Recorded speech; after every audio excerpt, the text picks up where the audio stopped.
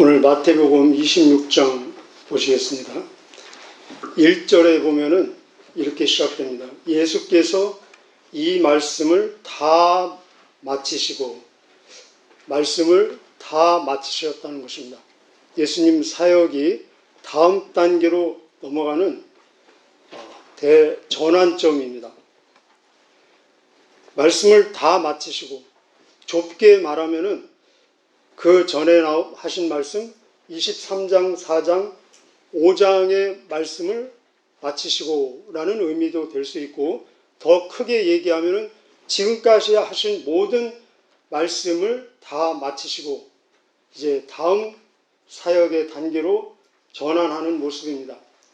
지금까지 예수님의 사역의 중심은 하나님의 말씀을 전하는 선지자의 사역이 중심이었다면, 이제 이후로는 친히 고난받으시고 죽으시고 부활하셔 우리가 지금 읽은 대로 우리의 죄를 담당하시는 대제사장의 사역이 본격적으로 시작되실 것입니다.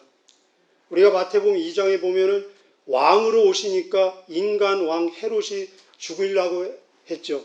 근데 오늘 이제 대제사장의 사역을 시작하시려고 하니까 인간 대제사장이 예수님을 죽이려고 앞장서는 모습을 볼 수 있습니다. 이렇게 대조적인 모습을 볼 수 있습니다. 우리 전장 25장의 특징 중에 하나는 뭐냐? 아주 선명한 대조를 보여주고 있습니다. 25장에 슬기로운 처녀, 미련한 처녀, 착하고 충성된 종, 악하고 게으른 종, 양과 염소, 영생에 들어가는 자, 영벌에 들어가는 자, 그 선명한 대조 사이에는 중간 지점이 없습니다. 우리는 이 선명한 대조를 보면서 선택을 해야 됩니다. 이쪽에 속할 것인가, 저쪽에 속할 것인가. 오늘 본문도 계속 이어서 아주 선명한 대조를 보여주고 있습니다. 많은 대조가 나오는데 두 가지 대조를 함께 보시겠습니다. 미리 축복하기는 성령님의 인도하심 속에서 하나님이 원하시는 그쪽을 택하는 복이 저와 여러분에게 있기를 축복합니다. 첫 번째 선명한 대조는 무엇이냐? 예수님의 계획과 인간의 흉계가 선명하게 대조를 보이고 있습니다. 중간 지점은 없습니다. 자, 우리 1절부터 5절까지 한번 읽어보시겠습니다. 시작. 예수께서 이 말씀을 다 마치시고 제자들에게 이르시되 너희가 아는 바와 같이 이틀이 지나면 유월절이라 인자가 십자가에 못 박히기 위해서 팔리리라 하시더라. 그때 대제사장과 백성의 장로들이 가야바라 하는 대제사장의 관정에 모여 예수를 흉계로 잡아 죽이려고 의논하되 말하기를 밀란이 날까 하노니 명절에는 하지 말자 하더라. 예수님의 계획과 이 인간들의 흉계가 겉으로는 같아 보입니다. 예수님의 계획이 무엇입니까? 죽겠다는 것입니다. 죽으시겠다는 것입니다. 근데 인간들의 흉계도 예수님을 죽이고자 하는 것이 흉계입니다. 예수님은 죽으러 오셨습니다.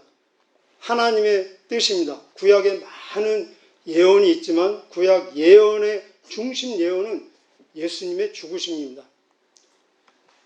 다 소개할 수 없지만 우리가 잘 아는 이사야서 53장, 그가 찔림은 우리의 허물을 인하며 그가 상함은 우리의 죄악을 인함이라.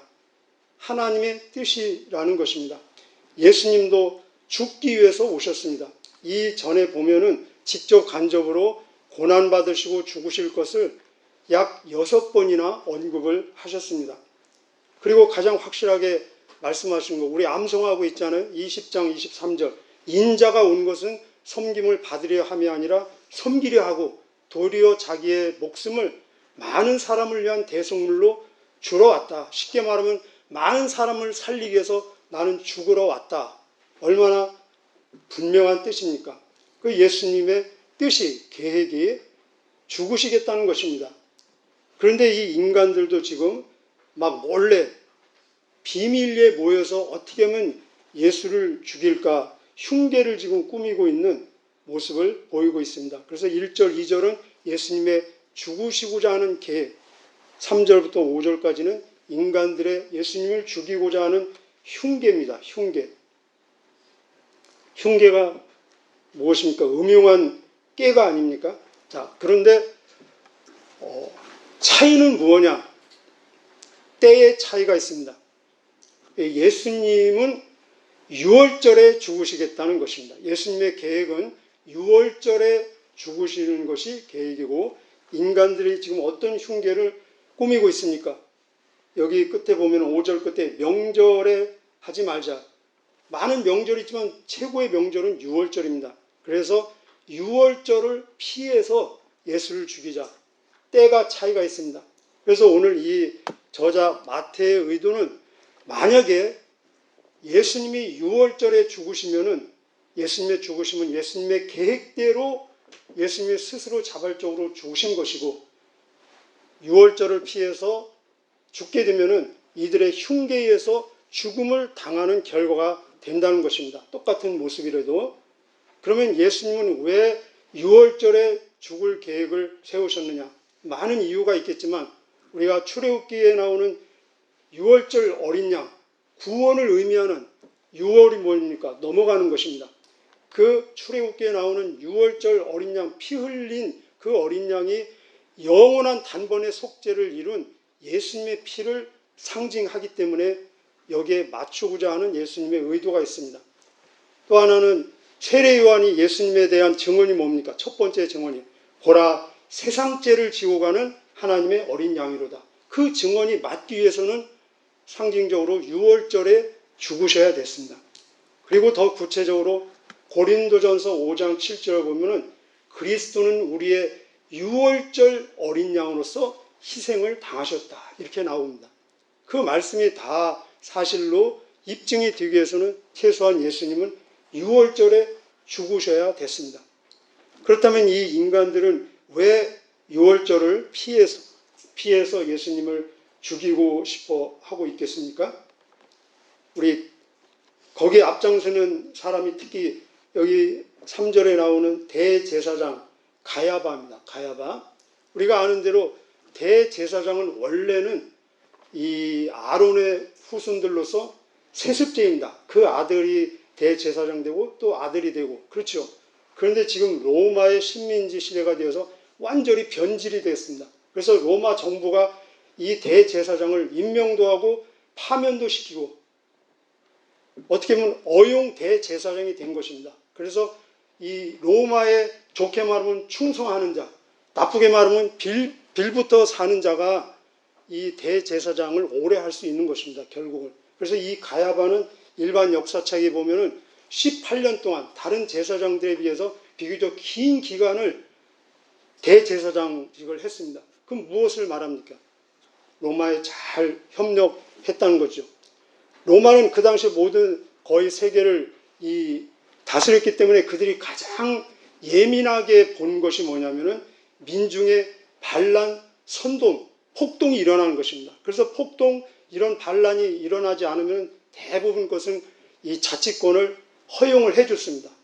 그들의 종교, 어떤 정치, 모든 것. 그러나 밀란이 일어나면은 친히 개입해서 용서하지 못하는 그런 아주 예민한 것을 보여줬습니다.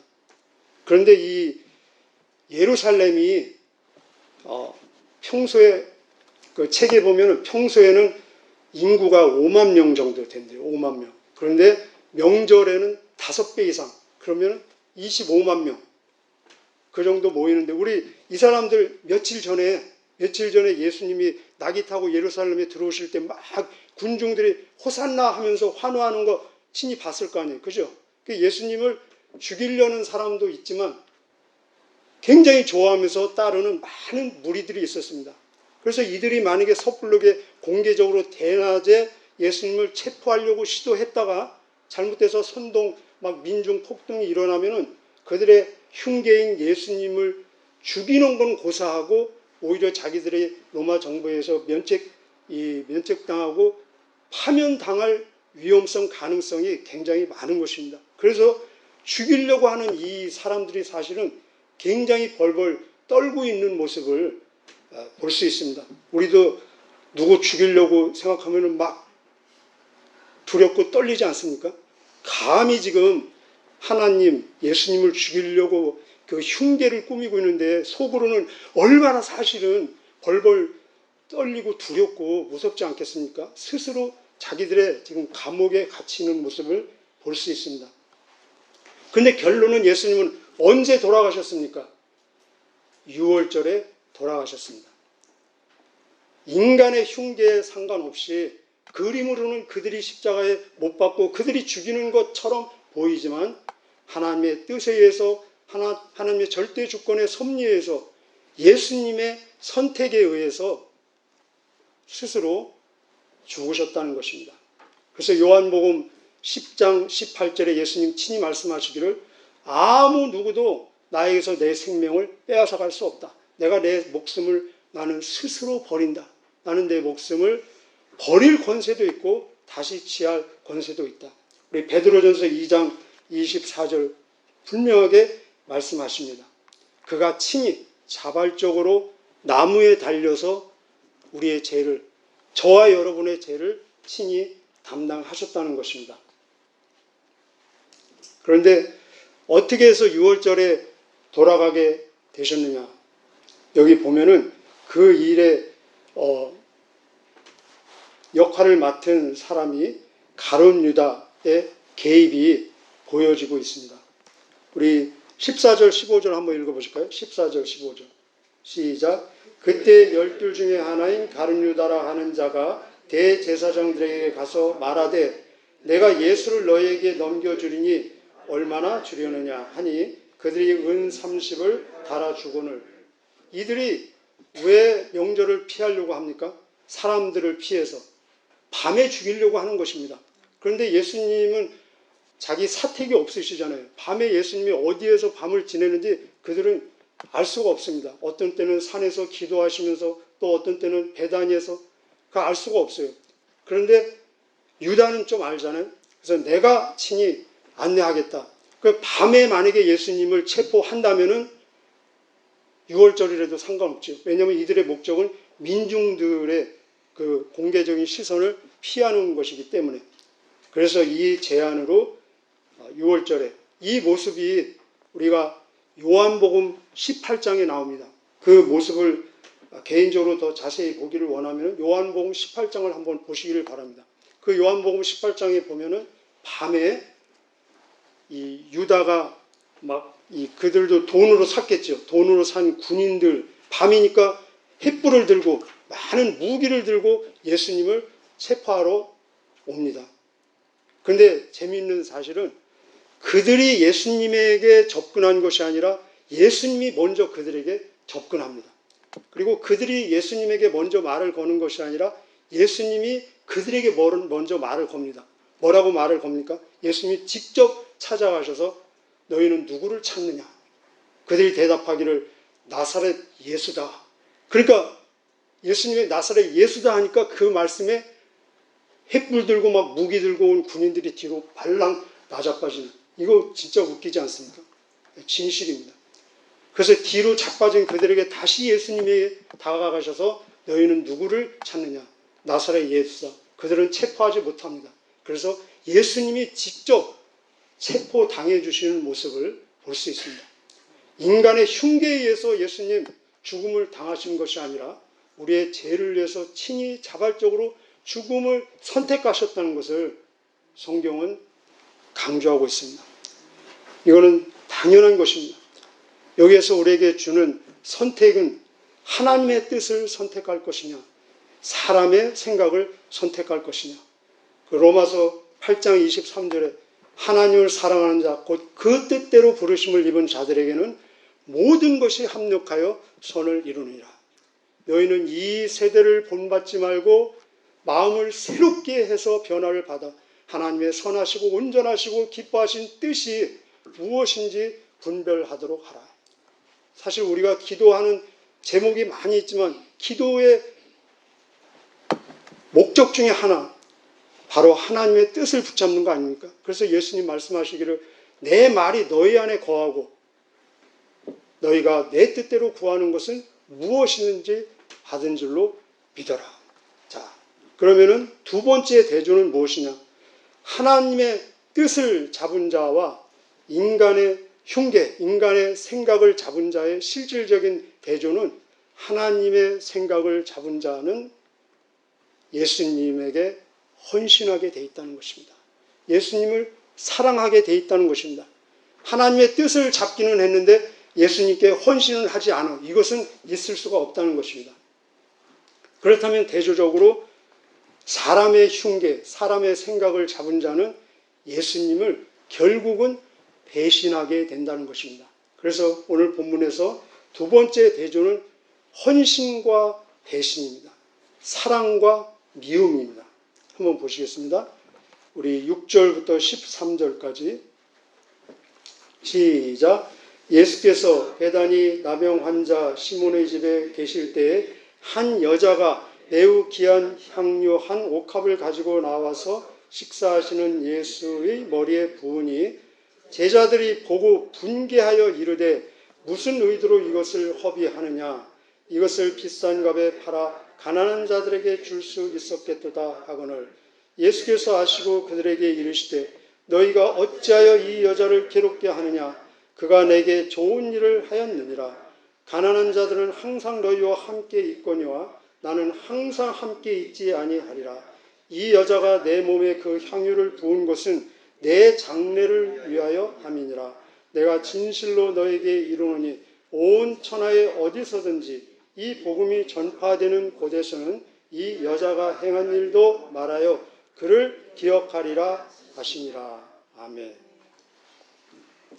자, 예수님을 향한 사랑의 헌신, 헌신의 사랑과 지금 배신하는 모습을 볼 수 있습니다. 여기 8절에 제자들이 분개하고 막 허비하고, 근데 제자들 구체적으로는 가룟 유다가 중심 인물입니다. 다른 성경에 보면은 여기 한 여자가 예수님께 향유를 붓는 여자와 구체적으로 이 대조를 보면은 예수님께 향유를 붓는 여자 그리고 가룟 유다의 배신의 모습을 볼 수 있습니다. 이 중간 지점, 아까 말씀드린 대로 중간 지점은 없습니다. 이 대조가 너무나 극에서 극의 대조이기 때문에 중간에도 많은 선택의 여지가 있겠지 우리는 생각하기 쉽지만 사실은 그렇지 않다는 것입니다. 그래서 예수님이 그런 말씀을 하셨습니다. 마태복음 12장 30절에 보면은 나와 함께 아니하는 자는 그 자체가 나를 반대하는 것이고 나와 함께 모으지 않는 것은 그 자체가 해치는 것이다. 중간 지점은 예수님 앞에서 중간 지점은 미안하지만 없다는 것입니다. 예수님께 헌신할 것이냐 예수님을 버릴 것이냐. 예수님께 헌신하고 사랑하는 이 특징 여러 가지가 나오는데 몇 가지 보겠습니다. 첫째는 이 진정한 헌신, 진정한 사랑은 아낌없이 주는 것입니다. 전부를 쏟아 붓는 것입니다. 여러분 자녀를 향해서 그런 경험 있으시지 않았습니까? 가장 귀한 것, 가장 좋은 것을 다 주고도 더 주고 싶은 마음, 그것이 사랑의 마음이라는 것입니다. 여기 향유를 쏟아 부었습니다. 다른 데 보면은 그 병을 깨트렸습니다. 확 깨트려가지고 들여 부었습니다. 다른 데 보면은 이 향유가 300데나리온 정도 된다 했습니다. 300데나리온. 그러면 300일의 노동자 봉급입니다. 1년 연봉이죠. 그래서 지금 돈으로 보면은 대략 한 3천만 원 정도 된다 이렇게 늘 얘기하고 있습니다. 그렇습니다. 사랑은 아낌없이 주는 것, 전부를 쏟아 부어주는 것. 두 번째 여기 이 여자의 헌신과 사랑의 모습을 통해서 우리가 알 수 있는 것은 진정한 사랑은 상식을 뛰어넘는 것을 볼 수 있습니다. 우리 향수 써보셨잖아요. 향수는 상식적으로 어떻게 사용합니까? 이렇게 조금씩 뿌리거나 조금씩 바르는 거 아닙니까? 근데 완전히 쏟아 부은 거, 향수 막 쏟아 부은 적 없으시죠? 그죠? 이 인간들의 눈으로, 제자들의 눈으로 보기에는 비상식적, 비논리적, 비경제적인 모습이기 때문에 지금 비난을 합니다. 뭐라고 비난합니까? 막 분개하고, 분개는 굉장히 화를 낸다는 거예요. 그리고 이것을 왜 허비하느냐? 왜 낭비하느냐. 그러면서 자기네들이 의로운 척하면서 그것을 가난한 자에게 팔아가지고 가난한 자를 도와주면 얼마나 더 효율적이고 생산적이고 더 유용하게 쓰지 않겠느냐 지금 말하는 것입니다. 그럴듯해 보이지 않습니까? 그것이 더 합리적이고 경제적인 것처럼 보이죠. 그죠? 그러나 그 중요한 동기는 자기네들이 지금 기준이라는 것입니다. 다른 사람이 자기 거 가지고 하나님께 드리는데 왜 자기가 다른 사람이 지금 개입해서 왈가불가합니까? 이것은 교만이요, 그리고 무지요, 그리고 허영이요, 탐심이라는 것입니다. 저 좋은 거 나를 주지 지금 그런 생각이 있는 것입니다. 그리고 자기들이 지금 기준이 된 것입니다. 허비한다는 것, 자기네들의 기준에 의해서 지금 허비하는 모습을 볼 수 있습니다. 여러분, 기준이면은 그것이 축복이겠습니까? 절대 그렇지 않습니다. 기준이 되는 것은 절대 축복이 아닙니다. 저는 여러분 앞에 고백합니다. 저는 기준이 아닙니다. 기준이 되면 어떻게 되겠습니까? 기준이 되면은 변할 수가 없는 거예요. 변해도 안 되고. 여러분 학교에서 기준 대보셨죠? 기준 하면은 기준을 중심으로 다른 모든 사람 양팔간격으로 벌려 다 변합니다. 근데 기준은 안 변하고 딱 서 있어야 돼요. 내가 만약에 기준이면 저는 변할 수가 없어요. 이 말은 무엇입니까? 발전할 수가 없어요. 계속해서 발전하고 진보하고 성장해야 되는데 기준이 되면은 변화할 수 없고 성장할 수 없고 발전할 수 없고 그대로 굳어지는 것입니다. 그대로 시멘트처럼 완전히 고착화되고 나중에는 그대로 돌이 돼버리는 것입니다. 우리는 절대로 기준이 되면은 안 됩니다. 오직 예수님만 기준이시고 말씀만 기준이라는 것입니다. 세 번째, 예수님 그런 말씀을 하십니다. 가난한 자들은 너희와 항상 있지만 나는 너희와 항상 있지 않다. 예수님께서는 가난한 자들을 돕는 것을 부인하는 것이 절대 아닙니다. 우리 25장 보셨죠? 배고픈 사람에게 먹을 거 주고 목마른 사람에게 마실 거 주고 나그네 된 사람 영접하고 그런 것들이 나에게 한 것이다. 가난한 사람을 돕는 것은 늘 완전히 생활화되고 이 보편적인 체질화가 돼야 된다는 것이다. 그러나 예수님이 하시는 말씀은 이 세상에서 우리에게 많은 기회를 하나님이 주셨는데 항상 있는 기회가 있는가 하면은 한 번 지나가면 한 번 놓치면은 다시는 잡을 수 없는 기회가 있다는 것입니다. 이 예수님께서 이 여자의 향유를 쏟아붓는 것을 어떤 사건과 연결시킵니까? 13절에 보면은 내가 진실로 너에게 이르노니 온 천하에 어디서든지 이 복음이 전파되는 곳에서는 이 여자가 행한 일도 말하여 줄 것이다. 복음 전파와 지금 연결을 시키고 있습니다. 우리가 이 세상에서 내가 무슨 좋은 일을 할 수 있을까 한번 리스트를 한번 작성해 보시길 바랍니다. 좋은 일 굉장히 많이 있죠. 이 세상에서 할 수 있는. 그런데 이 세상에서는 할 수 있지만 다음 영원한 세상에 가서는 다시는 할 기회가 없는 일들 중에서 가장 좋은 일, 그것은 바로 복음 전파라는 것입니다. 깨달아지는 주님의 복이 있기를 축복합니다. 자, 네 번째, 예수님께서는 이 여자에게 보상하고 계십니다. 칭찬하고 계십니다. 그리고 평가하고 계십니다. 아마 이 여자 잘은 모르지만 어떤 보상도 기대하지 않고 그냥 무조건적인 감사, 사랑으로 그 옥합을 깨뜨리고 쏟아 부었을는지도 모릅니다. 그런데 예수님은 보상하고 계십니다. 어떤 보상을 하십니까?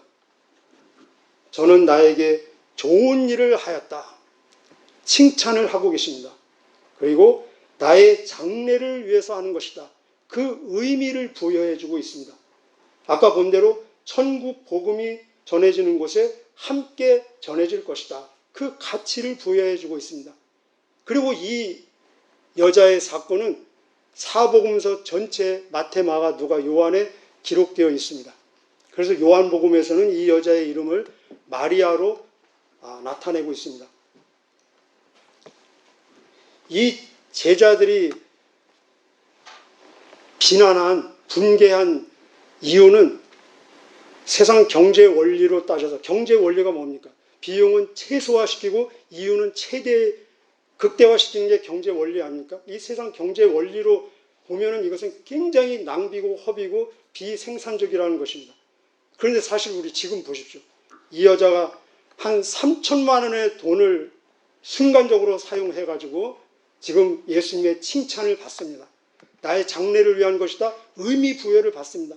복음 증거에 늘 함께 따라다닐 것이다. 가치 부여를 받습니다. 그리고 영원한 책 성경에 마태마가 누가 요한에 다 기록되어 있습니다. 이것이 손해입니까? 이것이 낭비입니까? 이 여자가 이 3천만 원 되는 이 향유를 이렇게 안 썼어도 결국은 쓸 거 아니에요. 1년 동안 하루 찔끔찔끔 어떻게 쓰든지 5년 동안 쓰든지 결국은 어떻게 쓸 거 아닙니까? 어떻게 써서 이런 예수님의 칭찬과 이런 가치 부여, 의미 부여, 그리고 성경에 기록될 수가 있겠습니까? 어떻게 써가지고. 여러분, 우리가 3천만 원을 어떻게 써가지고 막 하나님의 칭찬받고 천국에 쌓이고 성경에 기록되고 어떻게 할 수 있겠습니까? 이게 미련한 것입니까? 그들은 낭비고 비경제적으로 해석했지만 하나님이 보실 때는 이것은 초경제적이라는 것입니다. 초논리적인 것, 초상식적이라는 것입니다. 오늘도 우리에게 정말 예수님을 위해서, 예수님이 좋아하시는 일을 위해서 사용된 것만이 남는 것이고 하늘에 쌓이는 것이고 기록되는 것이고 기억된다는 것입니다. 오늘 우리에게 어떤 일이 있을지 모르지만 우리가 하는 그 일들이 사용하는 시간과 에너지와 우리의 생각과 물질 모든 것들이 결국은 하나님께서 기억하시고 기록하시고 하늘의 보물로 쌓여지는 복된 한 날 되시기를 주님의 이름으로 축복합니다. 기도하시겠습니다.